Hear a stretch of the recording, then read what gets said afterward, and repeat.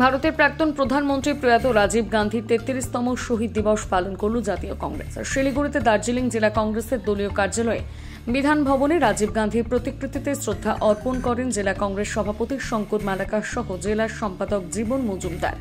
এরপর একে একে কংগ্রেসের অন্যান্য নেতৃত্বরা প্রয়াত রাজীব গান্ধীর প্রতিকৃতিতে পুষ্পার্ঘ্য দিয়ে শ্রদ্ধা নিবেদন করেন।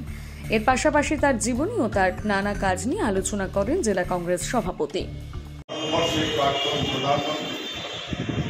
এবং ভারতের জাতীয় কংগ্রেসের সভাপতি আমাদের প্রিয় নেতা দিবস, এই প্রয়াণ দিবসে ভারতবর্ষের জাতীয় কংগ্রেসের পক্ষ থেকে ভারতবর্ষের মানুষ আজকে ভোগ করছে।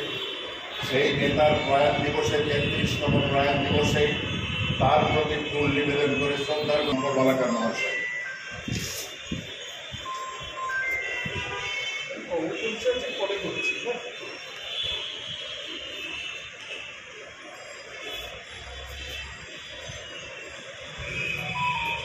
আমি অনুরোধ করছি একে